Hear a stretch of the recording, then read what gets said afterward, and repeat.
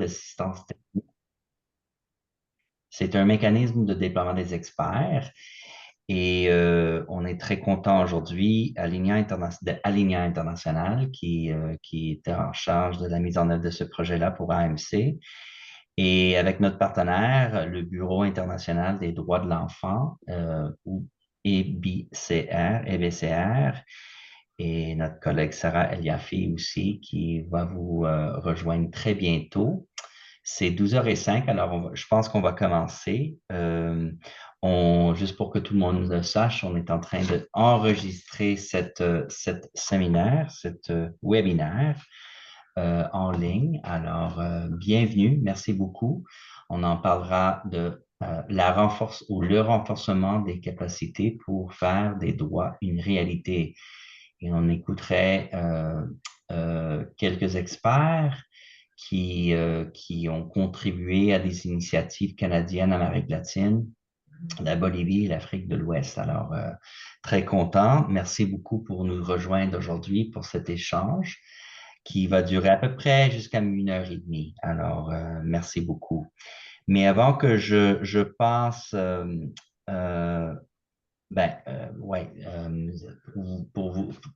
pour que vous sachiez, il y aurait un moment vers la fin pour des questions, mais vous pourriez aussi poser des questions dans le clavardage,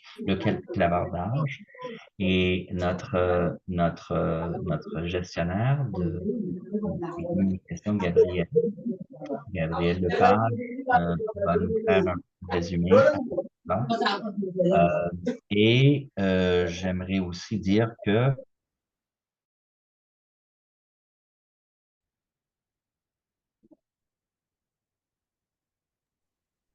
Christopher, on ne vous entend pas.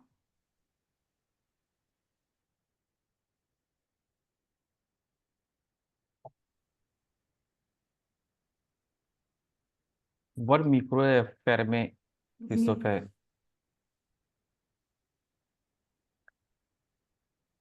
c'est pas vrai. OK, merci beaucoup. Je le savais. Merci beaucoup, Goro. Alors, vous n'avez pas entendu tout ce que je viens juste de dire. Bon, bienvenue, c'est Christopher Yeomans. Je suis avec Aligna International. Et je suis directeur de projet d'un beau projet qui va terminer bientôt. C'est le partenariat d'assistance technique. C'est un mécanisme de déploiement des experts canadiens à travers le monde, financé par Affaires mondiales Canada.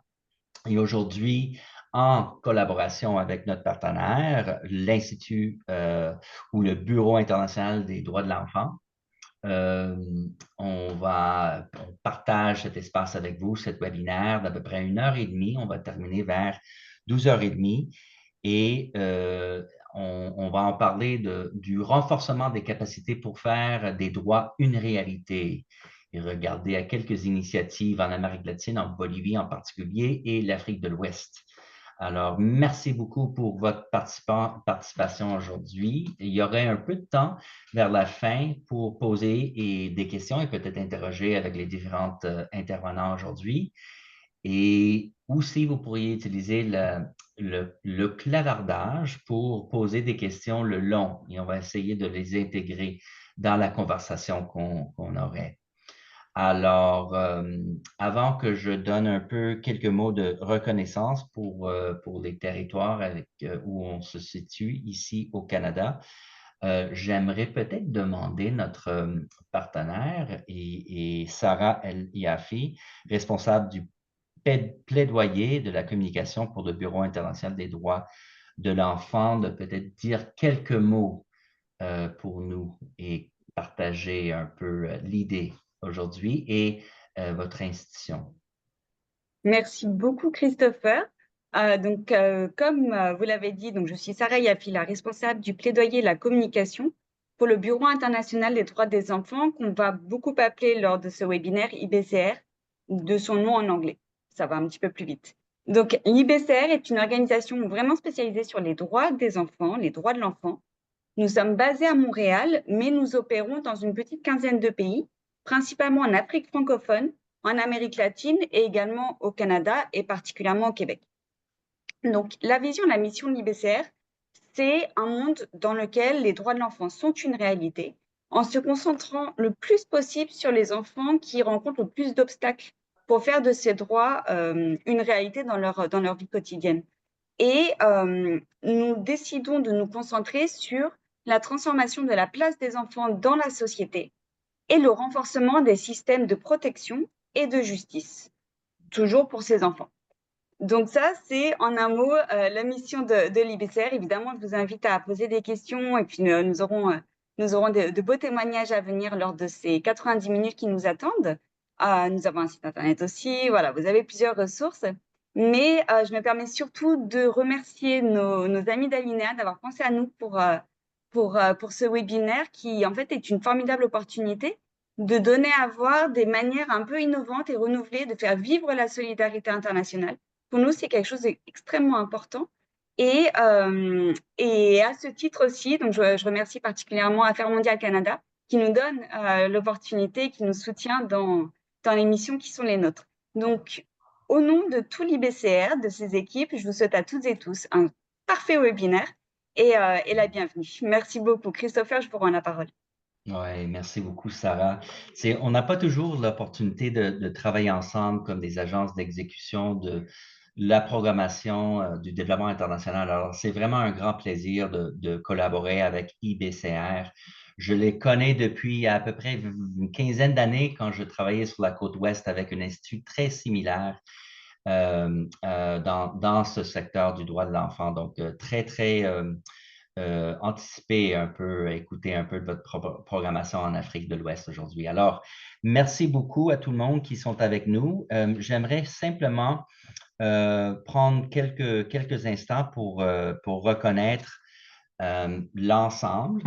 Le reconnaissons, nous, tout le monde, reconnaissons que nos équipes travaillent sur les terres traditionnelles des Premières Nations, des Inuits et des Métis du Canada. Nous respectons et affirmons leurs droits inhérents et leurs droits issus de traités et nous engageons à marcher solidairement sur la voie de la réconciliation guidée par la Déclaration des Nations unies sur les droits des peuples autochtones. Que cette reconnaissance guide nos conversations aujourd'hui dans le contexte des droits de la personne et des gens les plus vulnérables avec qui nous œuvrons. Alors, c'est vrai, tu sais, souvent on travaille et on parle beaucoup des droits, mais vraiment, on voit les droits en action aujourd'hui. Alors, on va en parler un peu de ça et je pense qu'on a aussi souvent l'opportunité de travailler avec des Autochtones à travers le monde. Je viens juste de retourner des Philippines où il y a 13 millions autochtones dans ce pays-là, donc c'est vraiment intéressant et c'est toujours important de reconnaître ça. Ça fait partie d'un peu l'approche de les deux organisations. J'ai vu une question aussi. Aligna, pour ceux qui vous ne le savez pas, Aligna International, c'est une boîte privée, c'est une compagnie canadienne avec une base au Canada qui a à peu près 35 ans de faire la mise en œuvre de la programmation canadienne, mais aussi avec d'autres bailleurs de fonds. Alors, c'est une boîte de consultation des gestionnaires et des spécialistes en développement international dans tous les secteurs et on gère un portfolio de projets assez important avec plusieurs bailleurs de fonds, entre autres les Australiens, les Européens aussi, les Britanniques et évidemment AMC. Alors, merci beaucoup, comme Sarah l'avait dit, pour cette opportunité de travailler avec vous aujourd'hui ou partager avec vous aujourd'hui. Alors, les objectifs pour notre webinaire ce matin, c'est de sensibiliser le public canadien à la pertinence des actions, la coopération et la solidarité internationale. C'est aussi de mettre en avant les actions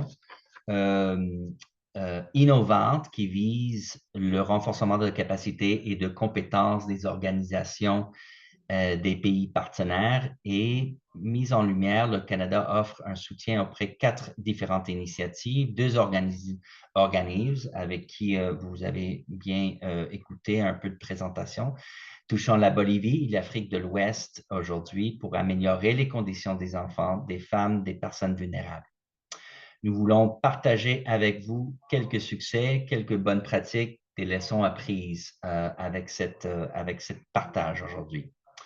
À noter que mise en valeur l'engagement du public canadien, ça fait partie de PAT MDE, comme je l'avais mentionné au début. C'est le projet qui nous permet vraiment une bonne visibilité au Canada et je pense que c'est très important de partager un peu l'importance du travail de la coopération internationale à l'extérieur. On voit ce qui se passe aux États-Unis là présentement avec les grandes coupures et c'est important que les Canadiens savent pourquoi on investit dans ce genre de trucs. Alors, justement, je vais maintenant présenter les panélistes ou au moins le format où on va travailler. On en a 5 panélistes. Je vais les présenter une à la fois, une fois ils vont débuter. Chaque panéliste va avoir 5 à 7 minutes pour présenter un peu leur projet. Qu'est-ce qu'ils ont fait? Ce sont des Canadiens et Canadiennes et aussi des nationales du Togo et Burkina Faso qui travaillent pour IBCR en pays. Alors, vous allez vraiment écouter une bonne sélection de différents types de spécialistes et types de personnes qui contribuent au développement. Et après leur présentation, il y aura quelques questions pour chacun des panélistes. Et surtout, on va vous demander aussi de poser ou interroger des questions avec nous. Alors, sans plus de temps, je pense qu'on pourrait commencer les interventions par la première personne. Et je vais vous poser les questions une fois que vous commencez. Donc, ça serait avec c'est avec Alejandro. On commence avec Alejandro, c'est vrai? Oui. OK, parfait. OK, alors, Alejandro Rodriguez Aguirre, c'est un spécialiste en éducation sexuelle complète. Il a travaillé un beau projet avec PAT-MDE en Bolivie. C'était de l'aide technique en collaboration avec l'Observatoire plurinational de la qualité de l'éducation de la Bolivie pour vraiment enrichir le cadre curriculaire et politique de l'éducation sexuelle complète. Et je viens juste de retourner, Alejandro, il y a 2 mois en fait, de la Bolivie, où j'ai eu l'opportunité d'en parler avec le monde. C'est clair qu'ils sont très intéressés de faire politique publique un peu les extrants de ce projet-là. Alors, très intéressant. Alors, on va débuter avec quelques questions de réflexion. Quel était l'objectif global de votre initiative pour nous mettre tout le monde un peu au courant? À qui vous avez adressé? Et peut-être partager une petite histoire de quelqu'un ou quelqu'un avec qui vous avez travaillé. On commence avec ça. Excellent. Mais merci beaucoup, Christopher, et bonjour à tous et à toutes. Donc, c'est un immense plaisir et un honneur pour moi d'être avec vous aujourd'hui pour partager cette expérience. Donc, en fait, il s'agit du travail que nous avons mené en Bolivie avec une institution essentielle. Il s'agit de l'Observatoire plurinational de la qualité éducative. Donc, notre mission était claire. Donc, on devait aider techniquement l'Observatoire à caractériser la mise en œuvre de l'éducation sexuelle complète dans le pays et afin de comprendre les lacunes qui séparent les lois, parfois, de la réalité vécue par les jeunes dans les salles de classe. Donc, et dans les salles de classe et aussi dans leur vie de tous les jours. Donc, pour relever les défis, l'initiative était articulée autour de 3 axes puissants et complémentaires. La première chose, c'était, comme des fois on le fait dans tous les processus qu'on fait d'assistance technique, donc on devait écouter. Donc, nous avons lancé une recherche qualitative dans 5 départements du pays. Nous avons cherché à capturer les voix en toute diversité, c'est-à-dire on est allé dans les villes principales, mais on est allé aussi en campagne, et dans des écoles privées, dans des écoles publiques, pour organiser des groupes de discussion et aussi des entretiens avec et celles et ceux qui sont au cœur du système. Donc, les élèves, les enseignantes, les enseignants, les familles et les autorités locales. Ensuite, nous avons réalisé une revue des meilleures pratiques en matière de l'éducation sexuelle complète.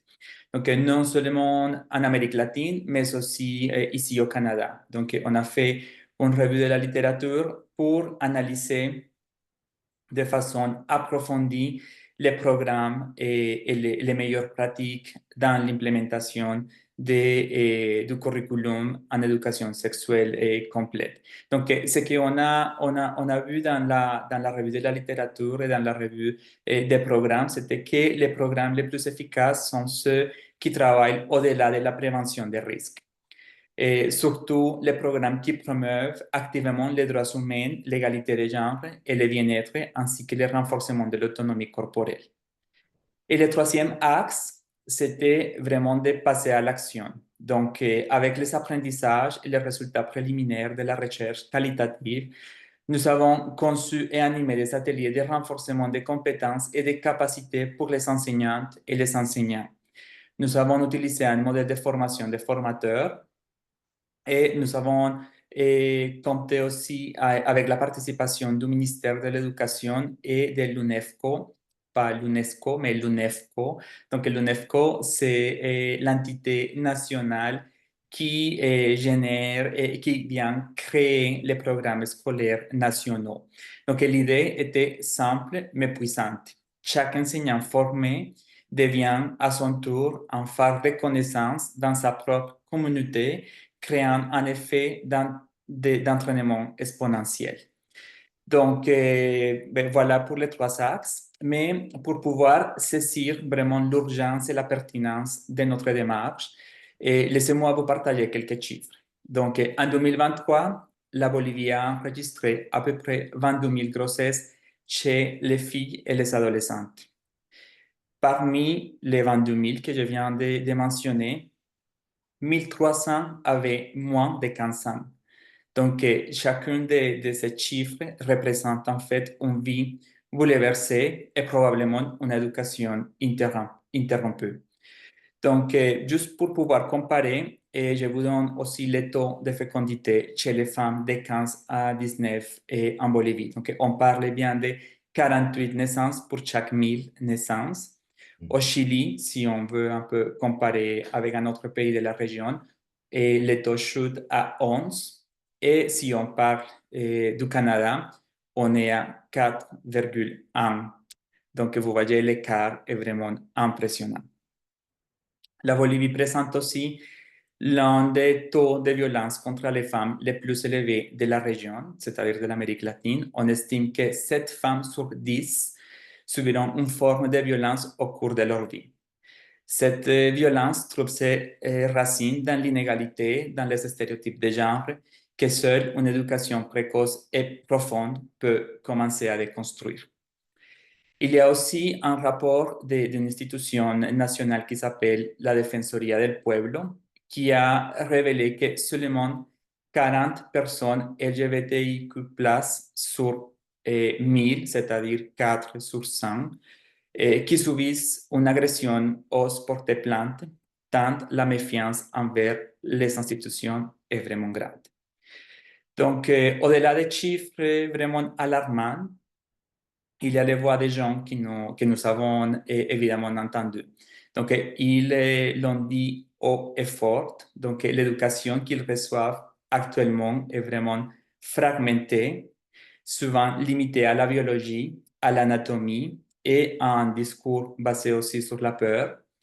Donc, ce que les adolescents et les adolescentes réclament, ce n'est pas moins de science, mais plutôt plus d'humanité. Donc, ils veulent vraiment parler d'affection, de gestion des émotions, de relations saines, de diversité sexuelle, de genre et aussi du consentement à l'ère numérique. Donc, ils veulent vraiment des espaces de dialogue ouverts, honnêtes, débarrassés de dogmes pour apprendre à construire leur personnalité et à naviguer la complexité du monde actuel. Donc, comme tu l'as demandé, Christopher, donc vraiment pour conclure cette première partie et pour illustrer les pouvoirs de transformation de ce travail, j'aimerais vous raconter l'histoire d'une enseignante qui m'a profondément marqué durant notre formation de formateur. Les premiers jours, elle était très réservée, presque sur la défensive. Cette intervention était toute marquée par ses croyances religieuses, expliquant qu'elle enseignait la sexualité à travers les prismes de la Bible. Donc, puis, au fil des activités et des discussions qu'on a eues sur les droits humains, sur l'éthique, sur la science, il y a quelque chose qui a changé chez elle. Donc, à la fin de la deuxième journée, elle a demandé la parole et elle voulait offrir un témoignage. Donc, elle a expliqué que les jours qu'on avait passés ensemble lui avaient permis de comprendre une chose fondamentale. Donc, ses croyances personnelles ne pouvaient pas prendre le pas sur son engagement éthique et professionnel en tant qu'éducatrice. Elle a exprimé avec un courage admirable son engagement public à séparer sa foi de son métier pour pouvoir offrir à ses élèves les connaissances basées sur la science et les droits dont ils ont besoin pour s'épanouir en toute sécurité. Donc, cette histoire, pour moi, fait le résumé de l'ensemble d'éléments. Le défi n'est pas seulement technique ou pédagogique, il est profondément humain. Il s'agit de construire des ponts entre les visions du monde et la responsabilité universelle de protéger nos enfants, notamment les filles et les adolescentes. Donc, l'expérience bolivienne, bien que spécifique à son contexte, nous livre un message universel. Elle nous rappelle que le droit à une éducation complète et honnête est un combat de tous les instants partout dans le monde. Okay, merci et je te redonne la parole, Christopher. Merci, Alejandro. Je me souviens, la première fois que je suis allé en Bolivie, c'était en 96. Et sincèrement, il manquait beaucoup ce regard des droits de la personne en général, même pas seulement les enfants, vraiment de la personne. Et je compare avec le voyage à La Paz il y a 2 mois, et vraiment, ils ont avancé beaucoup. Et je sais que le travail que tu fais dans le pays, c'est bien apprécié et c'est vraiment nécessité. Alors, il y a un gros besoin pour ça. Avec le secteur. Je vois aussi qu'on met un lien dans le clavardage de ton projet et aussi un peu ton bio pour les gens qui veulent en savoir plus. Alors, merci beaucoup, Alejandro. On va revenir. Alors, on passe au prochain projet. Merci beaucoup. Là, maintenant, on va écouter à Sally Yacoub. Elle est une autre experte canadienne ça fait quelques années qu'elle habite au Canada, à Montréal, et ça fait une couple d'initiatives avec qui on a travaillé à travers le monde. Alors, elle va en parler comme conseillère en égalité des genres et en autonomie financière féminine. Elle a travaillé ça au Ghana et pour un soutien aux données pour la responsabilisation en matière d'action affirmative auprès du ministère du genre et de l'enfance et de la protection sociale au Ghana, qui vient juste de sortir et approuver une nouvelle loi sur l'égalité de genre femmes au Ghana. Alors, vraiment un excellent timing pour son apport avec là. Alors, on laisse les mêmes questions. Quel est l'objectif? Avec qui avez-vous travaillé? Peut-être un petit personnage et nous allons aborder thématique un peu de l'égalité de genre dans ce cas-là et droits de la personne. Alors, pourquoi est important? Pourquoi ce travail est important, Sally, au Ghana à ce moment-là? Alors, à vous. Merci beaucoup, Christopher. Ravi d'être parmi vous aujourd'hui et quel honneur de pouvoir collaborer avec Alinia, avec, aussi avec TAP MDE. Encore une fois, donc au Ghana, le déclencheur, donc premièrement, l'objectif c'était en partenariat avec le ministère du genre, de l'enfance et de la protection sociale au Ghana, comme Christopher l'avait mentionné, c'était de promouvoir les capacités et les compétences liées à l'évaluation et les suivis sensibles au genre et aussi aux données genrées. Donc, le déclencheur, c'était exactement que Christopher vient de mentionner, c'était l'adoption de la loi sur l'action positive, Affirmative Action Act, la loi tant attendue au Ghana, et c'était adopté en septembre 2024. Donc, il s'agit d'une loi historique visant à remédier au déséquilibre systématique entre les genres et à promouvoir l'équité entre les genres dans différents domaines, le domaine politique, social, économique, éducatif, culturel. Donc, euh, vraiment un moment important, comme vous l'avez mentionné, Christopher, quel honneur de pouvoir collaborer avec le ministère dans ce moment au Ghana. La loi établit un cadre de responsabilisation pour lutter contre les inégalités et la discrimination et de pouvoir vraiment promouvoir l'égalité des genres, notamment pour les femmes et les groupes marginalisés. En fait, la loi vise à vraiment augmenter la participation active des femmes à la vie publique d'un minimum de 30% à 50% d'ici 2030, tout en s'alignant sur les cibles des objectifs de développement durable, le ODD. Donc, cette loi devrait toucher la vie de millions de femmes et des hommes marginalisés au Ghana et honnêtement, ça va inspirer d'autres pays d'Afrique et au-delà de peut-être suivre le même cheminement. Donc, après une victoire aussi historique de l'adoption de cette loi, après des années, comme c'était tant attendu, il y avait beaucoup de pression pour être à l'auteur. Donc, vraiment, c'était un moment, comme je dis, un moment historique pour collaborer avec les ministères qui jouent un rôle tellement clé dans la mise en œuvre et le suivi de la loi. Donc, conformément à la loi, le ministère joue un rôle tellement critique dans l'assurance et la surveillance du respect de la loi et aussi dans l'élaboration d'un plan d'action pour surveiller et suivre le progrès et la mise en œuvre de la loi. Donc, c'était un moment, honnêtement, opportun pour collaborer avec le ministère pour renforcer les capacités sur le suivi et l'évaluation sensible au genre et notamment aussi les données genrées et pour soutenir vraiment la mise en œuvre et le suivi de cette loi. Donc, c'était une occasion en or, comme je l'ai dit, d'apporter et d'offrir l'assistance technique en ce qui concerne la collecte de données de genre qui reflète avec précision le statut actuel et les conditions des femmes et des hommes dans divers secteurs et régions du pays.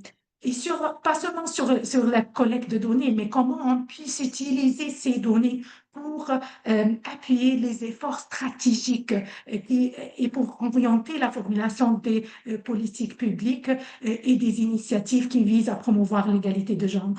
Donc, je dois mentionner qu'il faut considérer qu'il y a beaucoup de défis en ce qui concerne le système de données genrées et le suivi d'évaluation sensible au genre au Ghana comme dans beaucoup d'autres pays.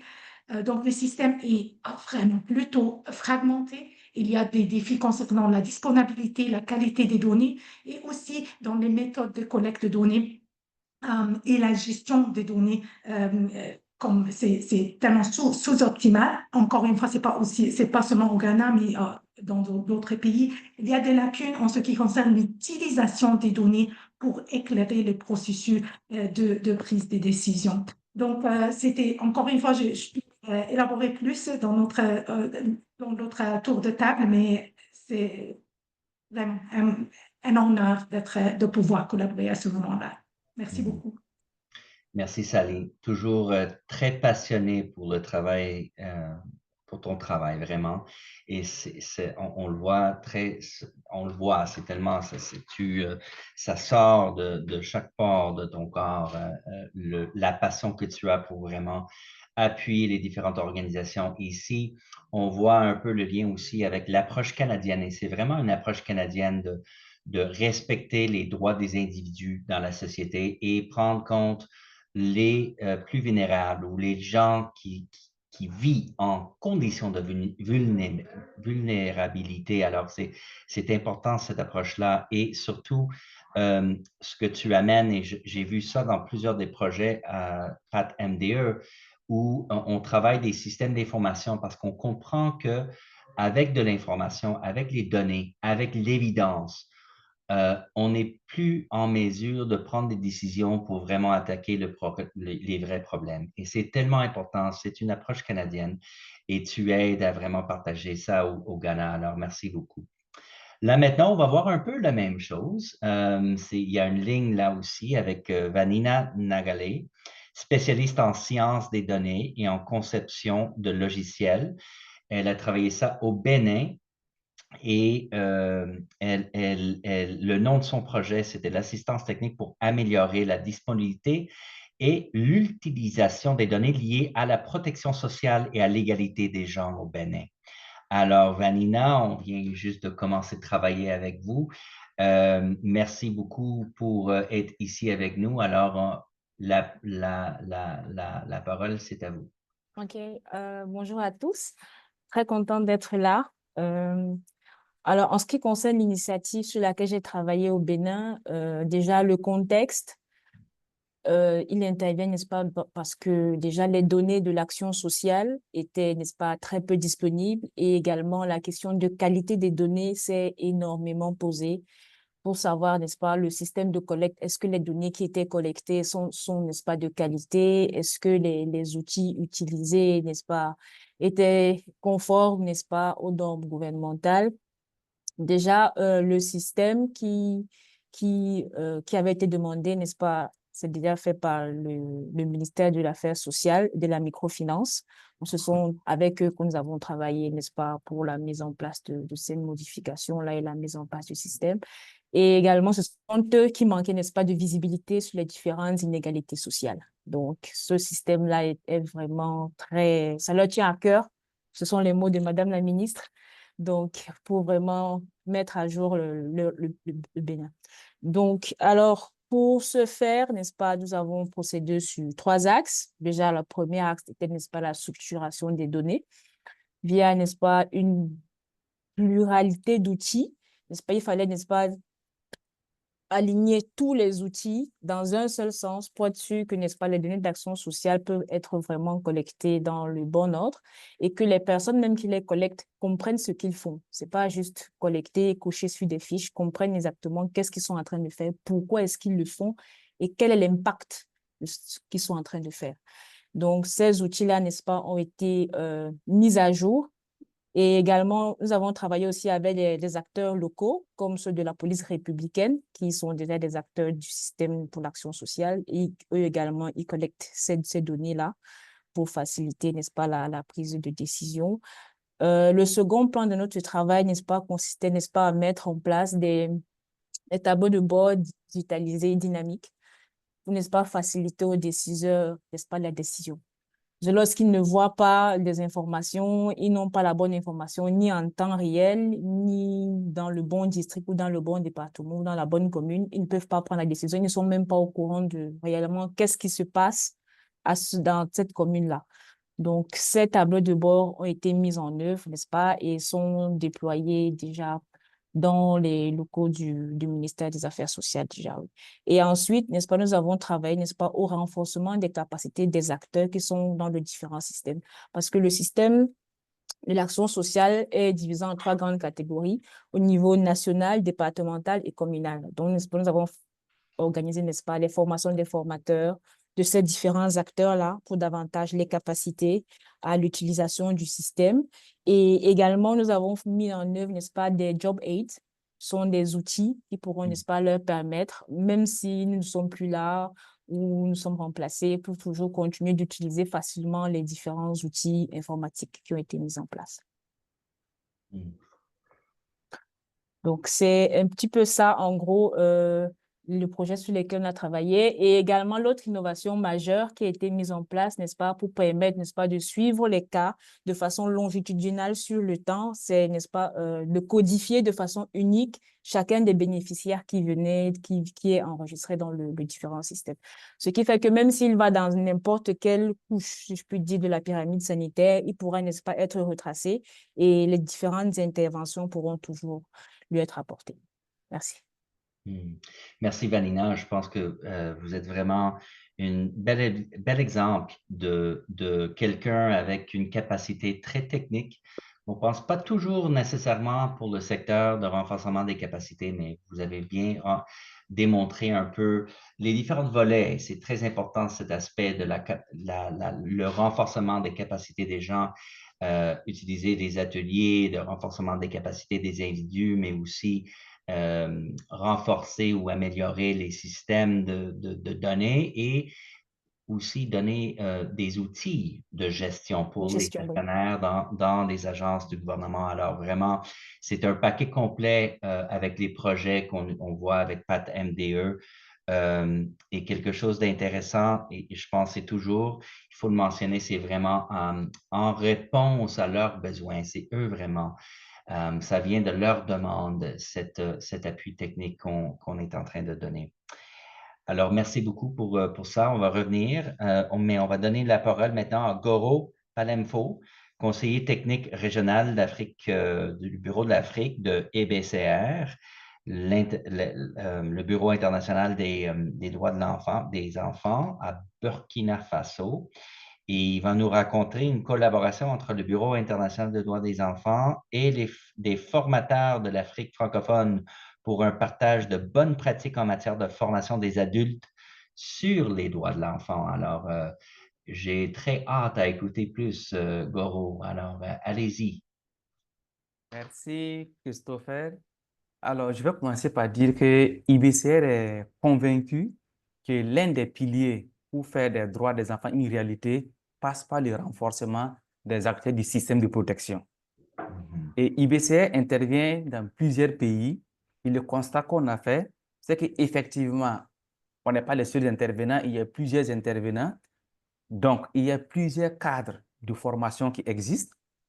Il y a que beaucoup d'acteurs sont impliqués dans les actions de formation, mais avec des diversités de pratiques, des diversités de méthodologies. Et IBCR s'est dit, mais à un certain moment, il faut qu'on s'arrête et qu'on essaie de faire le bilan de tout ce qu'on fait, qu'on a comme approche, comme méthodologie de formation et aussi comme leçon apprise. C'est de là qu'est venue l'idée d'organiser un atelier régional sur les bonnes pratiques de formation. Et l'atelier a été organisé en février 2025 à Ouagadougou, au Burkina Faso. Donc, un atelier qui a été soutenu par Affaires mondiales Canada et organisé par IBCR. Alors, l'apport spécifique de IBCR, c'était surtout son expertise dans l'organisation des ateliers régionaux et son expertise aussi dans la production des documents de référence ou, si vous voulez, des référentiels. Et avec cet atelier régional qui a réuni beaucoup d'acteurs impliqués dans la formation sur les droits de l'enfant, l'objectif, c'était d'identifier les bonnes pratiques de formation au sein de l'espace géographique de l'Afrique francophone et aussi formuler des recommandations pour améliorer les pratiques existantes. Et donc, on a organisé l'atelier en février 2025.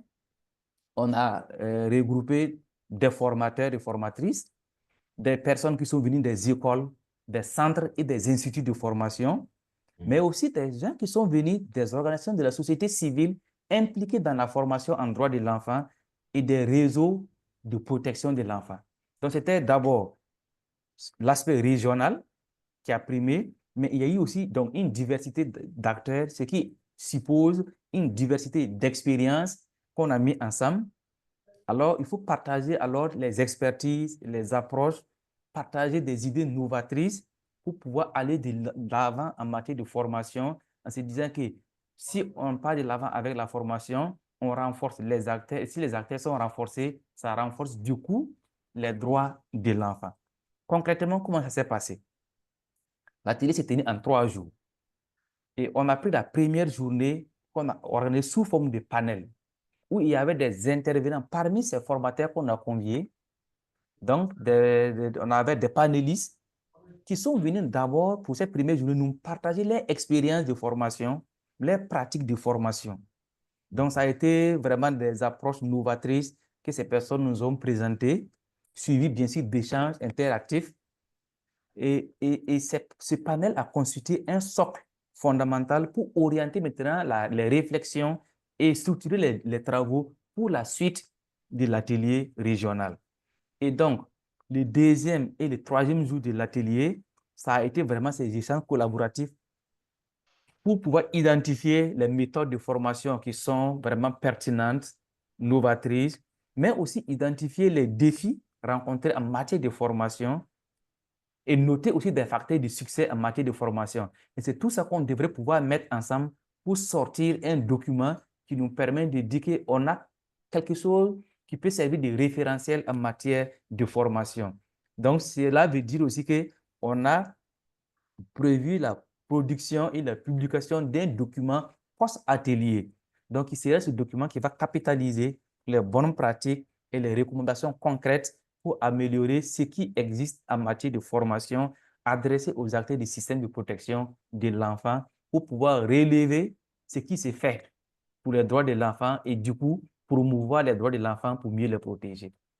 Donc, voilà un peu ce que je pouvais déjà dire pour cette première partie. Peut-être si le temps nous permet, après, je pourrais revenir concrètement sur d'autres aspects. Merci. OK, merci beaucoup.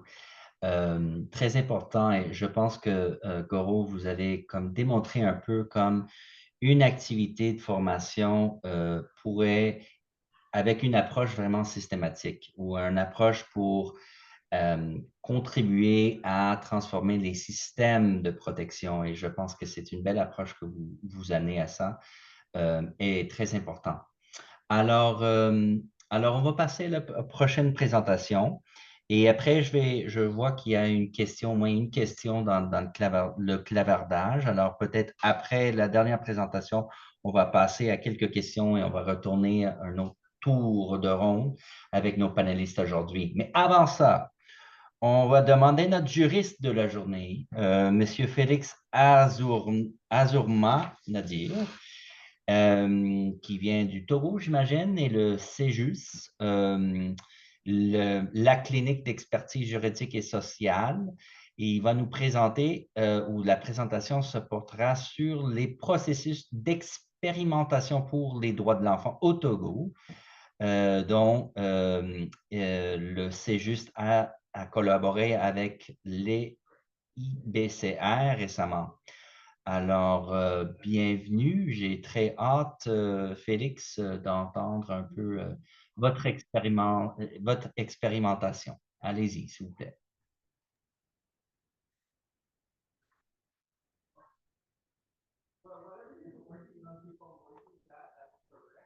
On ne vous entend pas encore.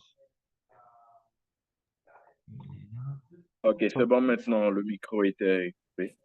Alors, merci pour l'opportunité. C'est vraiment un honneur pour moi d'être sur ce panel de haut niveau.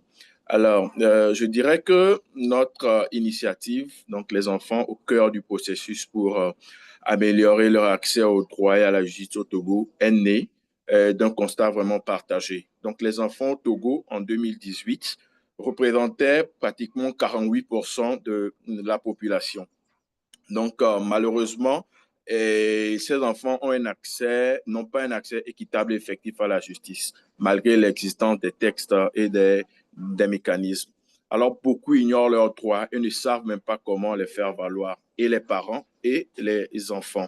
Alors, par ailleurs, les organisations aussi qui travaillent avec ces enfants, comme la CEJUS, comme le Centre Kekeli et d'autres organisations ici au Togo, le font de manière vraiment dispersée, sans approche intégrée.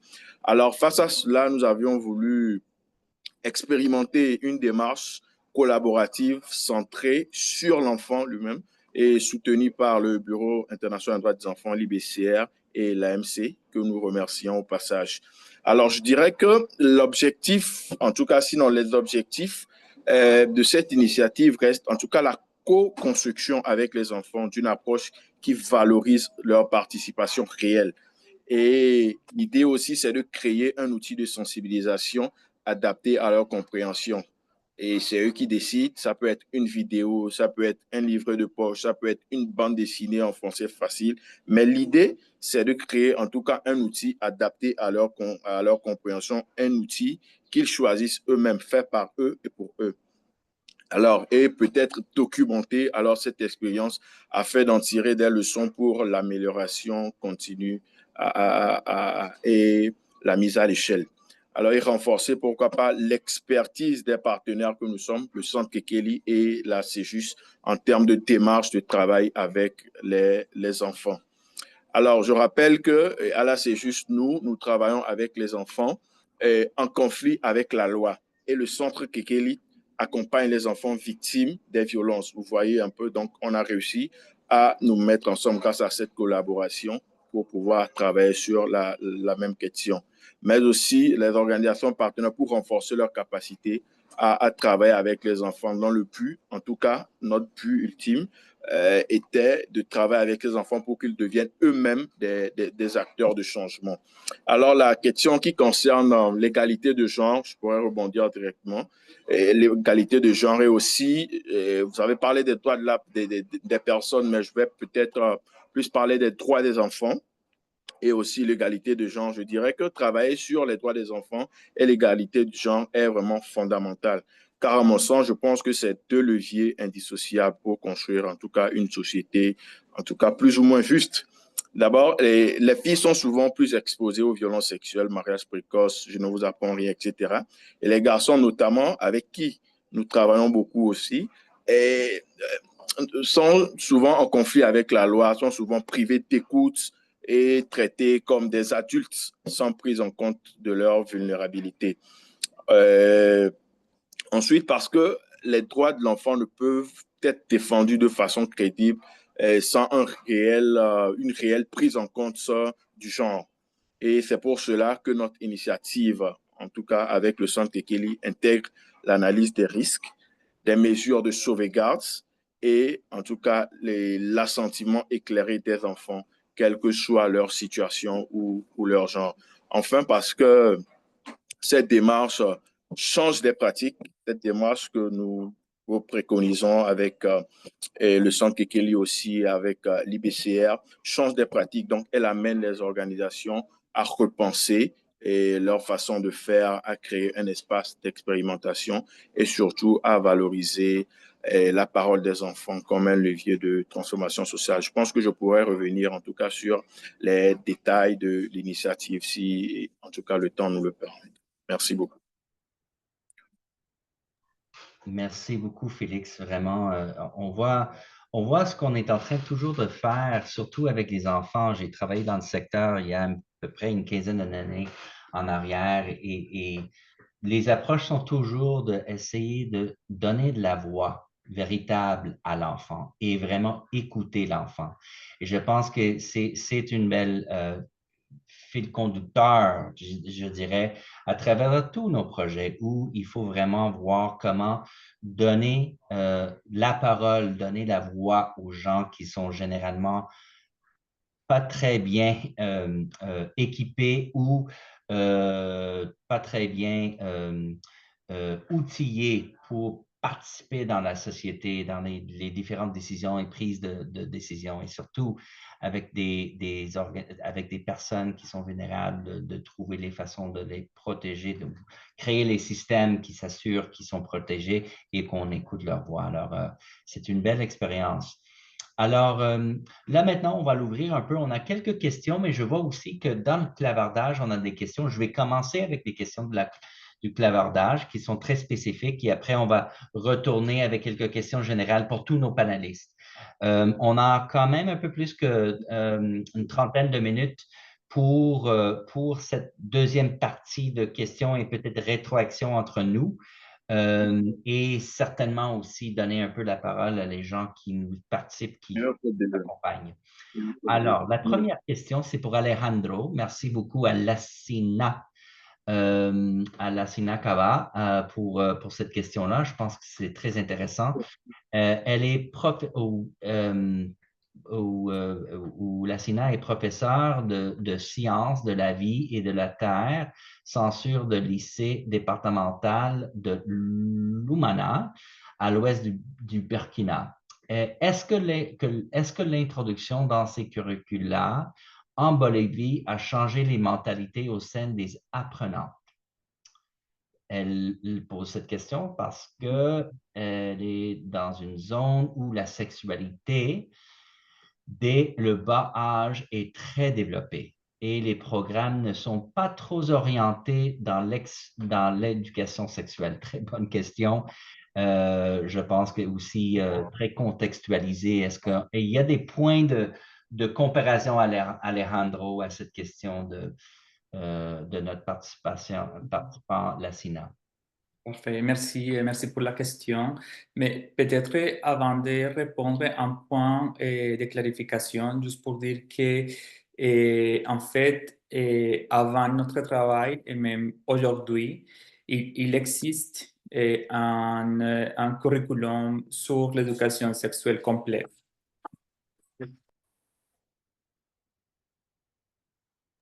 Désolé.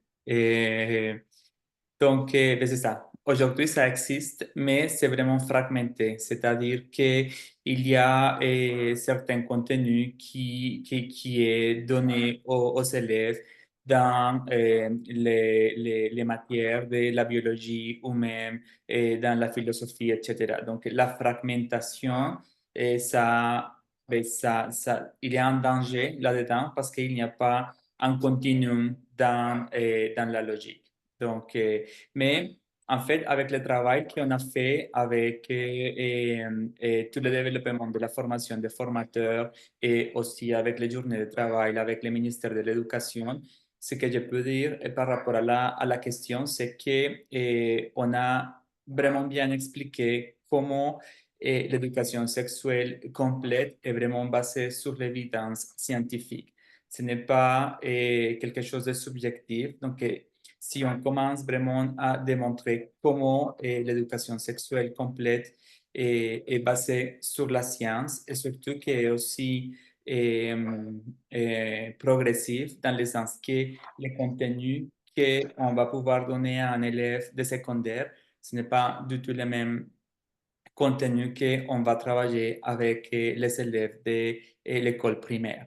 Donc, c'est vraiment évolutif et progressif. Donc, c'est là où il faut aussi beaucoup travailler. Et je pense que si on commence à travailler les aspects plus basés, comme j'ai dit, sur l'évidence, ça commence déjà à changer aussi la mentalité des enseignants.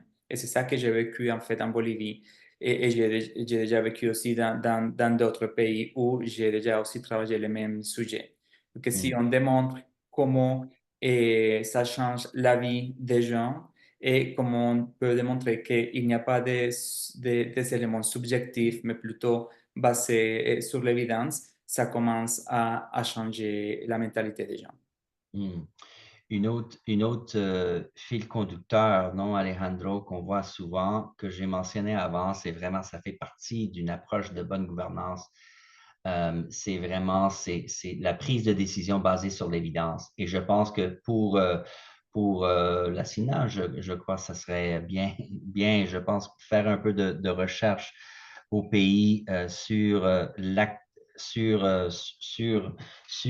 les conditions de sexualité des enfants, ça serait très intéressant et peut-être une bonne atout pour faire changer les affaires et les attitudes surtout et définitivement l'éducation envers la sexualité. Très intéressant. Mais là, maintenant, on va passer à quelques questions. Je vois, merci beaucoup, Goro, pour répondre à la question de Paul en ce qui concerne d'autres opportunités de formation dans la région. Je dirais, maintenant, on veut passer quelques minutes, je dirais une vingtaine de minutes, juste pour donner quelques minutes à chacun de nos panélistes, de regarder à ce qu'on est en train de faire. C'est vraiment de partager des différentes façons de faire renforcer les capacités des différents intervenants qui travaillent dans les différents systèmes qu'on est en train d'essayer de modifier ou de transformer. Alors maintenant, nous voulons explorer le pourquoi le renforcement de capacité, le comment pour chaque initiative ou chaque intervention, etc. Quelle est l'approche de développement? Comment l'innovation se manifeste-t-elle dans vos approches de renforcement des capacités? Peut-être offrir quelques exemples du rôle transformateur du renforcement des capacités, de nouvelles compétences acquises et demander, je pense qu'à vous, je vais commencer, peut-être retourner dans l'ordre inverse. On va commencer maintenant avec Félix, notre juriste du Togo, qui pourront peut-être aborder ces questions-là et nous donner quelques minutes pour assurer qu'on a un peu de temps pour l'interaction entre nous après. Allez-y, allez-y, Félix.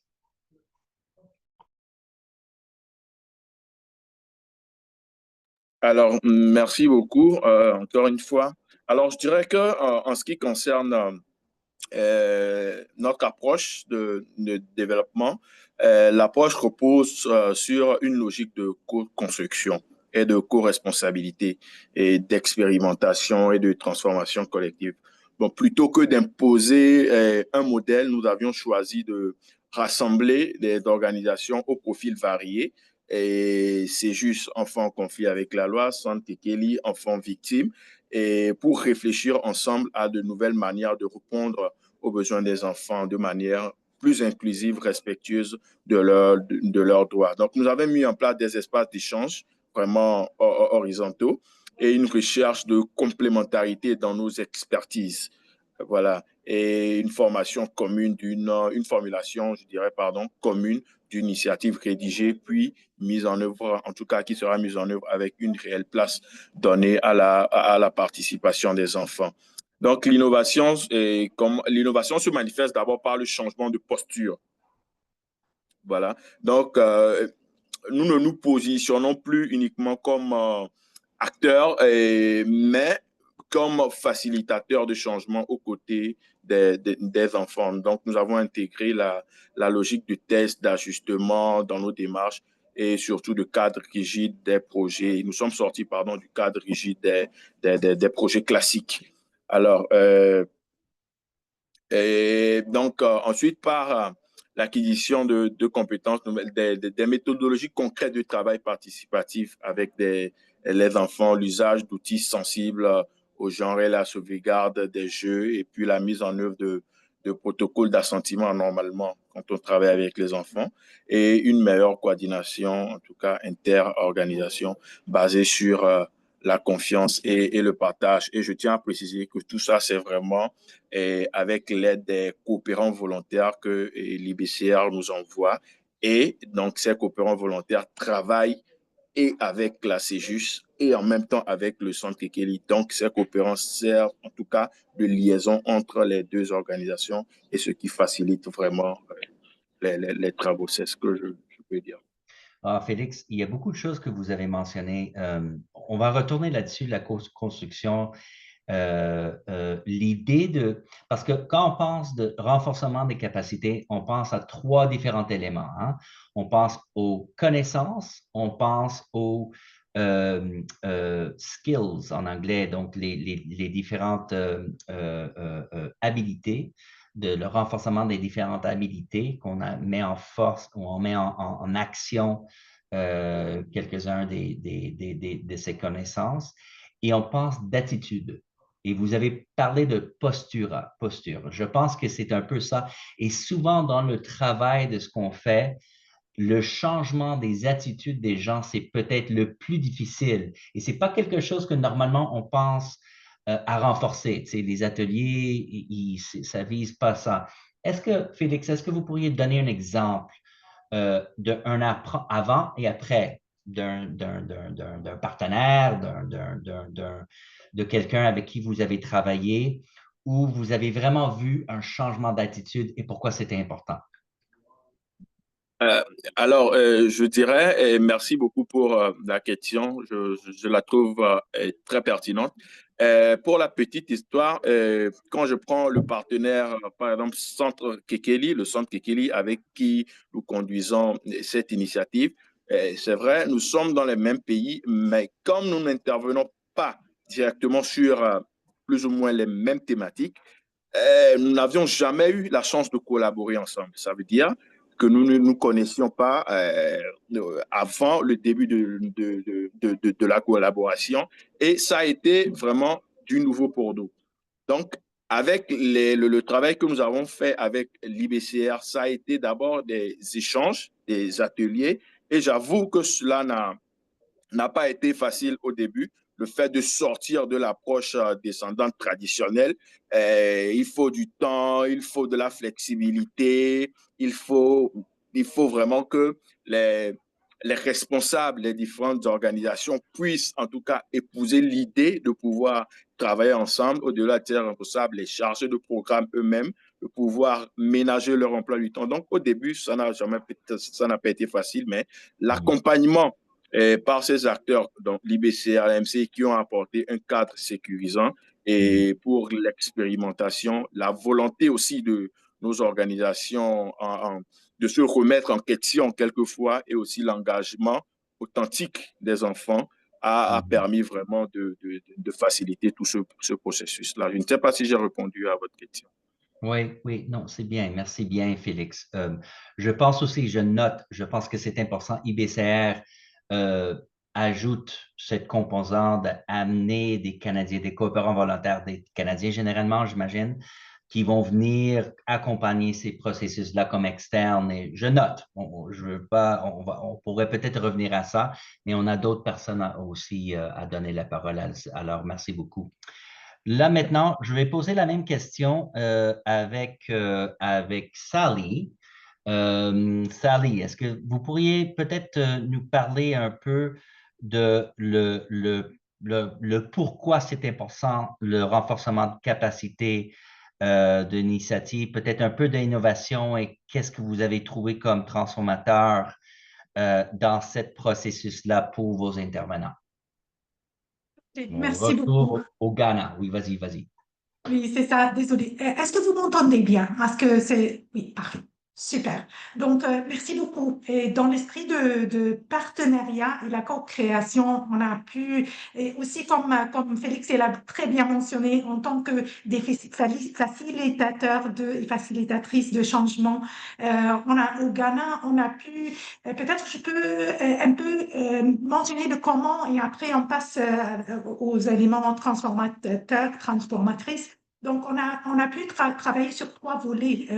On voulait bien écouter, comme aussi, comme c'était mentionné aussi. Donc, on a mené un diagnostic de base pour rencontrer notre partenaire là où il se trouve et pour pouvoir co-créer la voie à suivre. Donc, à travers ce diagnostic, on a pu peut-être, en s'appuyant sur les données existantes et en adoptant une approche tellement participative avec des consultations au sein du ministère et à l'externe, on a pu analyser le statu quo.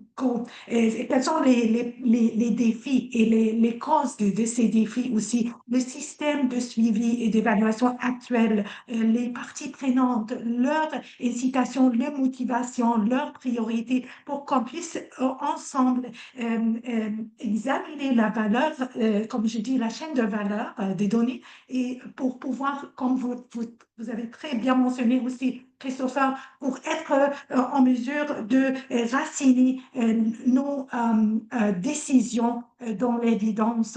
Donc, on voulait examiner le système de données, le système de suivi et d'évaluation existant pour pouvoir vraiment arriver à la façon la façon le plus efficace dans notre projet.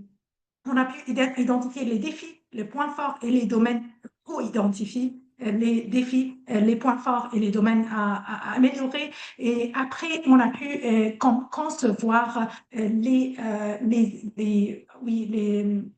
méthodes pour le renforcement de capacité à travers 2 accès. L'accès de développer une boîte à outils adapté au contexte ghanéen et aux besoins de notre ministère du genre sur le suivi sensible au genre et les données sensibles au genre et aussi à travers la formation de leur personnel sur la boîte à outils. Je dois mentionner la boîte à outils, ça inclut pas seulement les indicateurs, hein, c'est parce que souvent on pense données de genre dans les indicateurs et c'est tout. Non, c'est aussi des approches pertinentes, des conseils pratiques, les facteurs du succès, les pièges potentiels, notamment en ce qui concerne les parties prenantes et comment on peut avoir leur addition concernant les données de genre et les suivis sensibles de genre, notamment pour la mise en œuvre de la loi. Non, c'est aussi comment on peut utiliser les données existantes pour éclairer le moment de prise de décision, parce que parfois on a les données, mais on ne sait pas comment l'utiliser pour analyser.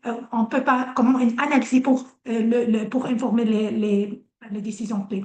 Donc, il y avait comme des moments de transformation dans la tête à travers le renforcement de capacité. C'est pas seulement plus en plus de données, c'est pas seulement ça, c'est la valeur de données. Pourquoi, quel type de données, être tellement stratégique sur le type de données dont on a besoin et comment on l'utilise pour l'analyser, pour éclairer les décisions claires. Dernièrement, on a pu aussi élaborer ou concevoir un cadre de suivi et évaluation pour le suivi et la mise en œuvre de la loi, incluant des indicateurs pertinents, qualitatifs, quantitatifs, oui, mais aussi comment on peut engager, avoir l'addition des parties prenantes dans ce cas-là, dans le suivi, et comment on peut aussi communiquer les résultats, les défis à travers différents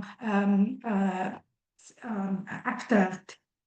Est-ce que j'ai le temps pour mentionner quelques défis, autres leçons apprises, ou je peux arrêter aussi ici? Oui, je pense seulement parce qu'on en a trois autres personnes qui veulent et je ne sais pas Merci. si on a d'autres questions aussi dans le clavardage. Mais oui, on va peut-être passer, mais gardez ça parce qu'il y a beaucoup, vous avez déjà mentionné beaucoup. Euh, Générer les données sensibles aux gens. Je pense que c'est primordial pour vraiment amener une approche basée sur les droits, c'est de comprendre, bon, ben, sont quoi les droits et c'est qui sont les personnes assujetties à des conditions de droit ou les conditions de vulnérabilité de leurs droits.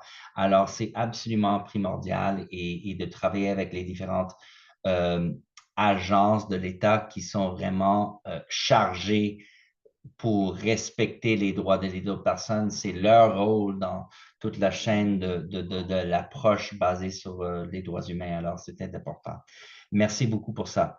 Je vais retourner maintenant avec Goro Balempo, qui pourrait peut-être nous donner aussi le pourquoi ce genre d'intervention pour renforcer les capacités des différents intervenants. Peut-être aussi nous donner une indication, Goro, de comment est-ce que vous choisissez les acteurs dans les systèmes de protection. C'est quelques idées de qui vous choisissez et peut-être une expérience où vous avez vraiment vu des transformations par ces différentes personnes. Vous avez déjà donné une, mais peut-être vous pourriez en parler un peu plus là-dessus.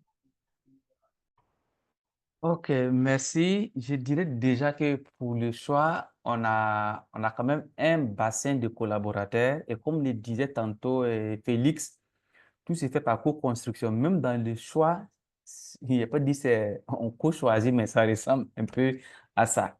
Donc, on prend déjà à tâche avec nos partenaires sur le terrain, on leur présente ce qu'on veut faire et en fonction de leur disponibilité, est-ce qu'ils ont une personne qui peut participer vu les termes de référence, vu le profil des personnes qu'on attend.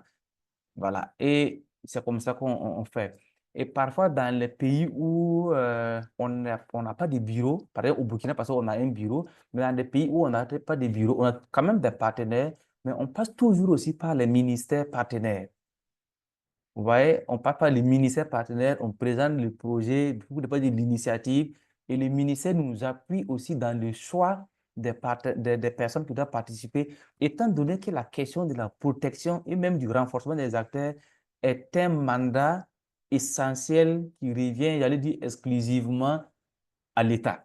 Donc, l'État nous a dit, bon, vous venez pour nous appuyer à faire un atelier de ce genre. Voici une liste de partenaires ou bien de personnes qu'on pense qui peuvent participer à l'atelier et on entre en discussion avec ces personnes. Voilà. Bah, en tout cas, c'est un peu caricaturé comme ça, mais ça ressemble à ça. Et peut-être je vais vous donner une photographie aussi des gens qui étaient là à l'atelier. En termes de secteurs, on a des universitaires, on a des écoles de formation, on a des instituts supérieurs, on a des réseaux, on a des associations nationales. Et en termes de profil des gens qui sont là, c'est un mélange de professeurs, de docteurs, de directeurs de stage, d'enseignants-chercheurs, de coordonnateurs d'associations, de coordonnateurs de réseaux. C'est tout cela qu'on a mis ensemble. Et donc, le coordonnateur des réseaux partage son expérience avec le professeur d'université, qui partage son expérience avec un directeur de stage. Et ça a amené les gens à dire que, mais ce n'est pas parce que je suis placé à tel endroit que j'ai toute la connaissance ou toute la technicité. Donc, ça amène les gens à redescendre un peu, à se saisir et dire que la formation, ce n'est pas seulement donner du contenu, mais il y a toute une manière qui accompagne ce que vous disiez tantôt. Il y a le savoir, mais aussi il y a le savoir-faire, il y a le savoir-être, il y a tout ça qu'on doit mettre ensemble. Donc, chacun apprend de l'autre. Et je pense que ce qu'on a retenu même à la fin de la rencontre, c'est vraiment une réelle prise de conscience, en tout cas des participants, qu'on peut sortir des approches classiques de formation pour aller vers quelque chose un peu qui ressemble un peu à du nouveau, à quelque chose d'un peu d'innovant. Et par exemple, on note par exemple que l'idée générale qui est ressortie, on dit par exemple, si la formation est adressée à des enfants, à des jeunes ou à des adolescents, il faut anticiper en tant que personne formatrice, anticiper sur les risques psychologiques, sur les risques sociaux, sur les risques sécuritaires que les enfants, par exemple, peuvent encourir en participant, par exemple, à la formation. Ça, c'est quelque chose que tout le monde n'avait pas en tête. Parce que, bon, on a eu une formation, OK, on l'a fait. Mais à l'atelier, tout le monde se rend compte qu'on a des enfants, il faut se préparer et s'assurer que tous les risques ont été analysés, voilà, et que la question, par exemple, de sauvegarde a été prise en compte. Ça, par exemple, quelque chose qui ressort de l'atelier. Et on dit, par exemple, une formation qui se passe par un milieu institutionnel, ben, il faut construire la formation de telle sorte que les bénéficiaires de la formation soient capables, de telle sorte que la formation puisse générer des capacités, des compétences durables et immédiatement utilisables. Ça veut dire adapté au contexte. Ce qui suppose qu'il y a un travail préalable d'évaluation même des besoins de la formation avant de construire la formation et de donner la formation. Voilà. Et pour terminer, un qui nous partage son expérience, il dit, lui, il fait beaucoup de formations en milieu communautaire. Si vous voulez, j'allais dire en campagne. Et où souvent, les contextes socio-économiques là sont diversifiés entre lui-même qui est formateur et les personnes qui participent à la formation. Et donc, lui, il a appris, et la conclusion qu'on tire, donc, c'est pouvoir ancrer la formation même dans les réalités de la communauté où on travaille, et même les conditions matérielles de formation doivent être adaptées. Et surtout, il faut aussi privilégier une co-facilitation avec une personne qui a des connaissances poussées de la communauté. Parce que souvent, nous, en tant que personnes facilitatrices, on n'est pas souvent les personnes mieux placées pour connaître la communauté et ses besoins, voilà, et les capacités à renforcer. Il faut faire de la co-facilitation avec des gens qui ont une maîtrise de la communauté. Donc, voilà un peu des grandes idées qui sont déjà ressorties de cette formation et bénéfiques pour tous. Très bien. Professeurs, voilà, comme les autres. Oui. Non, il y avait vraiment beaucoup de sagesse dans ce que vous disiez. C'est clair que vous avez beaucoup d'expérience de travailler avec ça et beaucoup de fils conducteurs entre, la co-création, la co-facilitation et vraiment ancrer chaque intervention dans le contexte de la réalité des gens avec qui on travaille. Alors, super bien, merci beaucoup.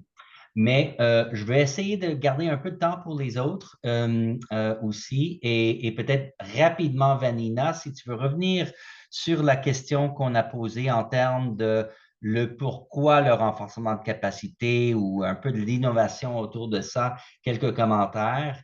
On veut laisser aussi une couple de minutes pour des questions si quelqu'un veut interroger Alain. Alors, allez-y, Vanina. C'est à vous. OK. En ce qui concerne le renforcement des capacités, comme je le disais, le système informatique qui est mis en place, c'est un système qui est renseigné par des humains. Donc, vraiment, l'accompagnement, le suivi et l'appropriation vraiment par les populations du Bénin est vital. Sinon, peu importe l'efficacité du logiciel, il n'y aura pas de résultats, les résultats attendus ne seront pas là. Donc, vraiment, notre approche était vraiment orientée renforcement des capacités, coaching, éducation, sensibilisation des personnes, parce qu'il y a les guichets de protection unique qui sont mis en place, mais les populations même ne savent même pas ce qu'on y fait, de l'action sociale, des violences basées sur le genre, la protection de l'enfance, ce genre de choses. Vraiment, beaucoup de sensibilisation et aussi l'implication des acteurs externes.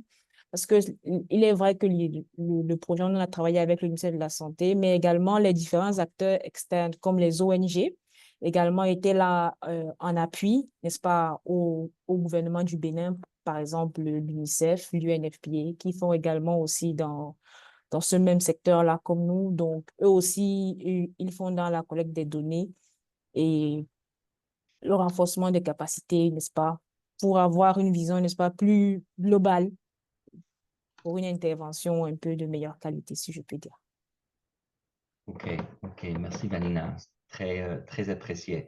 Ouais, et surtout avec des systèmes de logiciels, des nouvelles systèmes informatiques qu'on utilise, vraiment, c'est non seulement l'efficacité, mais c'est aussi de s'assurer plusieurs droits sont protégés avec l'utilisation de ces systèmes-là. Et certainement, une bonne partie de ça, c'est de s'assurer que les utilisateurs, pardon, puissent effectivement prendre tout ça en compte quand ils sont en train d'accéder et de remplir et d'alimenter les systèmes avec l'information. Je veux vous demander s'il y a des questions avec tout le monde. J'ai donné un peu de temps aussi et peut-être, Alejandro, on reviendrait dans la prochaine étape. On a seul que quelques minutes juste pour terminer. Alors, on va vous donner les gens qui ont resté avec nous pendant cette heure-là. Ella a donné une question ici. Alors, en matière d'égalité de genre, nous prenons souvent pour acquis que les personnes savent de quoi il s'agit, faire un retour systématiquement sur les notions de base participe à la prise de conscience, à une meilleure compréhension des enjeux, au changement de posture. Alors, c'est plus un commentaire, Ella, avez-vous une question là? Et vous pourriez parler, je pense que vous avez... Oui, ouais. bonjour à toutes et à tous. C'est plus un partage, un constat, parce que quand on parle souvent de genre, d'égalité femmes-hommes, tout le monde a une opinion. Et nous, quand on fait un renforcement de capacité à travers des formations, par exemple, sur ces notions-là, il peut arriver que l'on passe à un niveau plus, que l'on aille directement euh, euh, aborder des choses plus complexes en oubliant que les, les gens n'ont pas forcément acquis les connaissances de base qui peuvent vraiment aider à changer d'attitude et de façon de voir les choses. Vous parliez tout à l'heure de stéréotypes et tout ça. Donc, repenser peut-être les façons de renforcer les capacités, etc. C'est plus un partage. Merci. OK. Merci beaucoup. Excellent. Merci, Ella. Et oui, certainement. Et on en a parlé un peu, mais je pense que les changements ou la transformation des attitudes, souvent, c'est un des grands défis dans nos projets. Alors, bien de le surlever aussi. Monsieur Kofi Ngesan, si vous voulez, je vois que vous avez donné quelque chose. Vous voulez-vous adresser au groupe pour poser une question?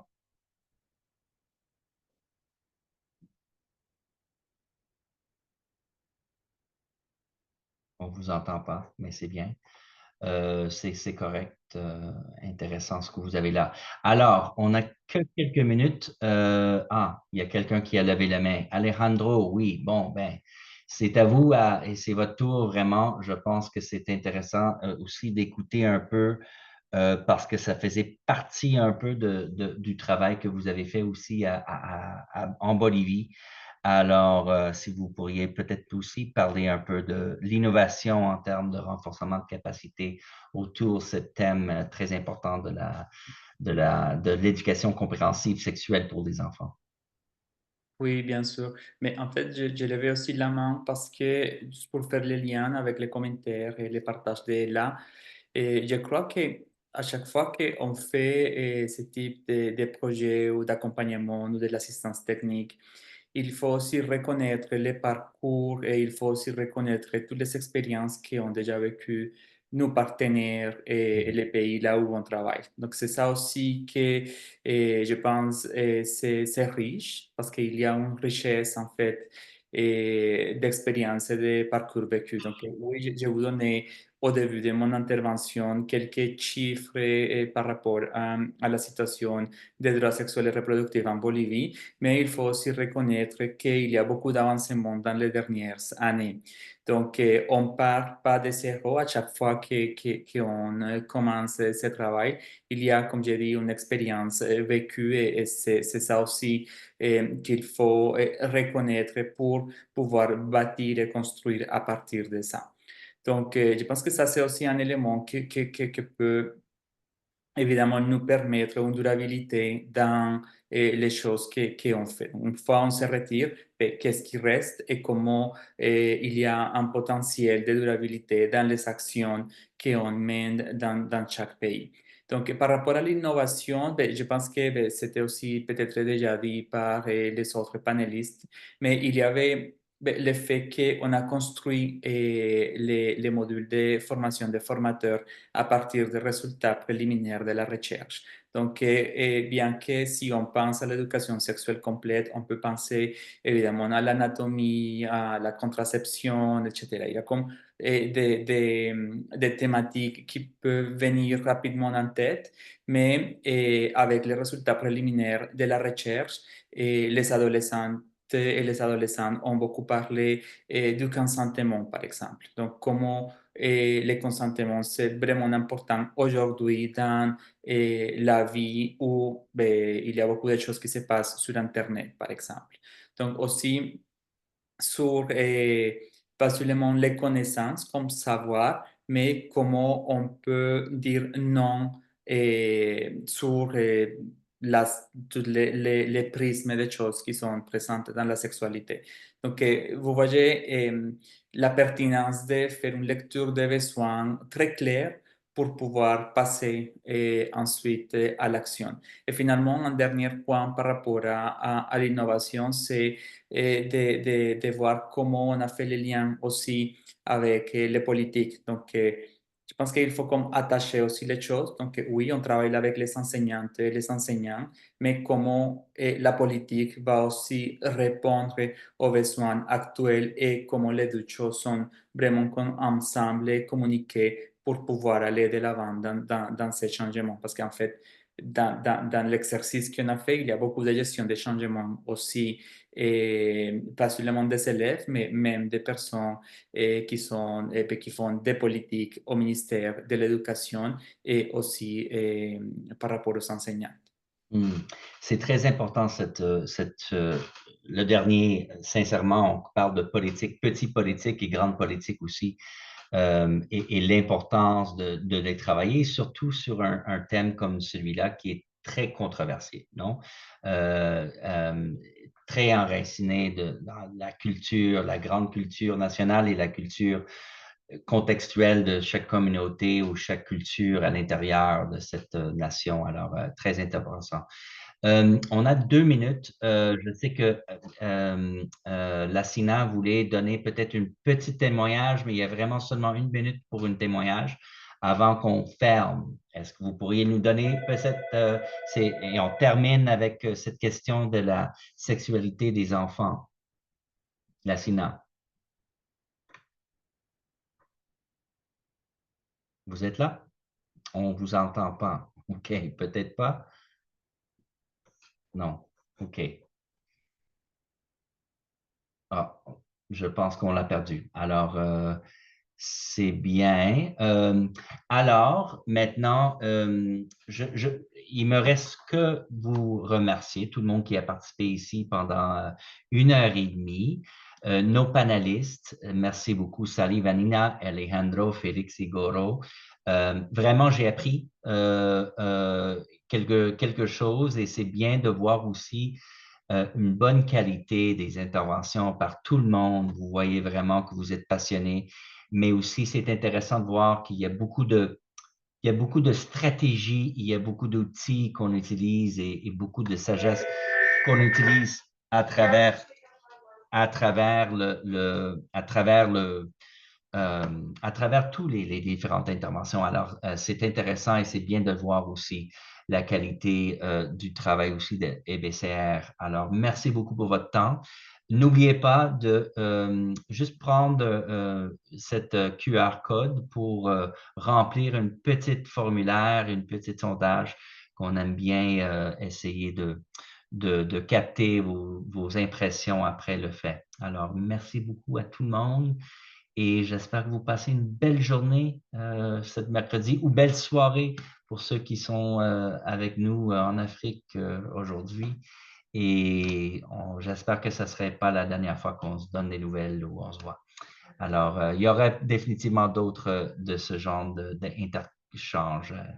Alors, merci beaucoup. Et merci beaucoup à l'équipe, à Gabriel et toute l'équipe de communication, à Sarah pour votre temps. Alors, avec ça, je vous laisse et à la prochaine.